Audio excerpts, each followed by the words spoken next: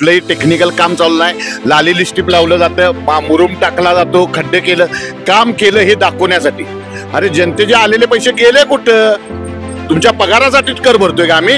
लोकप्रतिनिधी 81 जणांचं ऐच्छिक बजेट जाते कुठं? अनुदानाचं शासनाचं बजेट जाते कुठं? याचा खुलासा करावा प्रशासकांना।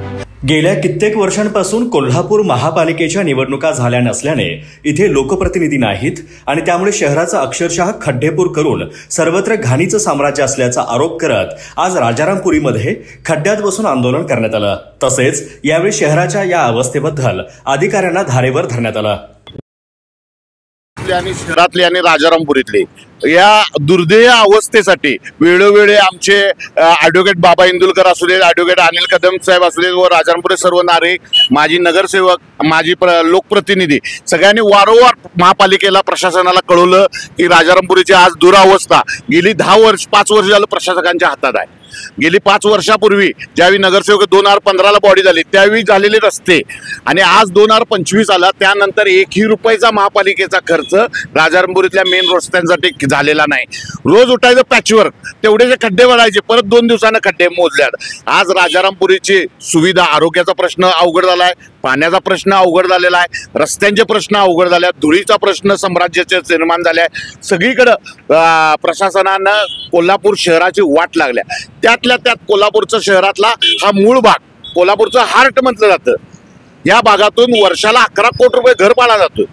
जीएसटीचं अनुदान सगळ्यात जास्त या भागातून जाते। मग या परिस्थिती आज कोल्हापूर शहरातून, जिल्ह्यातून आज राजारामपुरीच्या व्यापारपेठेत माणसं या लागल्यात। काय कोल्हापूरच्या नागरिकांना, आलेल्या नागरिकांना असे खड्डेमुक्त सगळे जायला रस्ता राहिलेला नाही। हे वारंवार प्रशासनाला, वॉर्ड ऑफिसला, प्रशासनावर जो पगाराचा खर्च होतोय त्यातल्या 50% तर नागरिकांना खर्च करू देत कामांसाठी।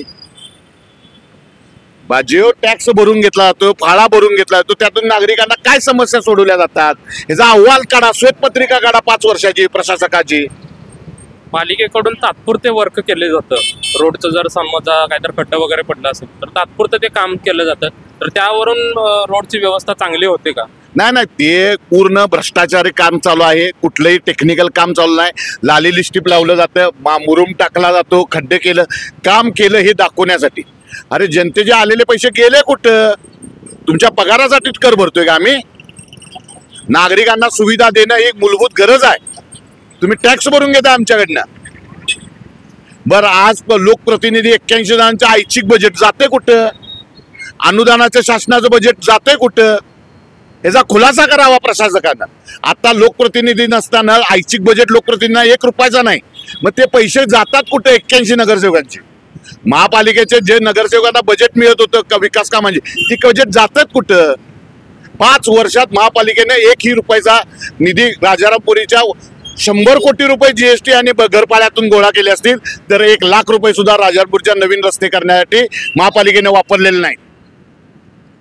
गेले कित्येक दिवस आपण जी बाग आहे त्या कोपऱ्यातली, तर त्या बागेच्या साईडला ड्रेनेजचं जे लिकेज आहे ते तसंच आहे गेले कित्येक दिवस। काय झालंय, शाहू महाराजांनी बसवलेली राजारामपुरी, सुंदर राजारामपुरी एरिया बसवलेला, प्लॅनिंगशीर बसवलेला, सगळे पॅसेज, बंगी पॅसेज या पद्धतीने 1978 साली ज्या 9 इंची आणि 6 इंची ड्रेनेज लाईन घातलेल्या आहेत, त्या ड्रेनेज लाईनची त्यावेळीची लोकसंख्या राजारामपुरीतली होती, त्या लोकसंख्या 5000 7000 छोटी घरं होती। आज त्याच घरात प्लॉटमध्ये 20-20 50-50 फ्लॅट झाले, लोकसंख्या वाढली, पण त्याची ड्रेनेजची कपॅसिटी राहिलेली लहान। त्या लहान कपॅसिटीमुळे जे येणारा फ्लो वाढला, वापरात पाण्याचा वापर वाढला, सगळा ते पाणी गिळत नाही, त्यामुळे ते आता जमिनीत मुरालंय। त्या ड्रेनेज लाईन सगळ्या खराब झालेल्या आहेत, सगळे पैसे बरं त्या ड्रेनेज लाईन मध्ये पाणी बिलात आमचा अधिभार घेताय, तुम्ही टॅक्स घेताय का? ड्रेनेजसाठी राजारामपुरीतनं दरवर्षी 10 कोटी 11 कोटी रुपये येत असतील घरफाळा, तर तुम्ही का सुविधा देत नाही? हे पैसे जातात कुठं? बरं, राज्य शासन आणि प्रशासक यात 2च दुवा आहेत। यावेळी कुठलाही खर्च महापालिकेवर नसताना का सुविधा मिळत नाहीत?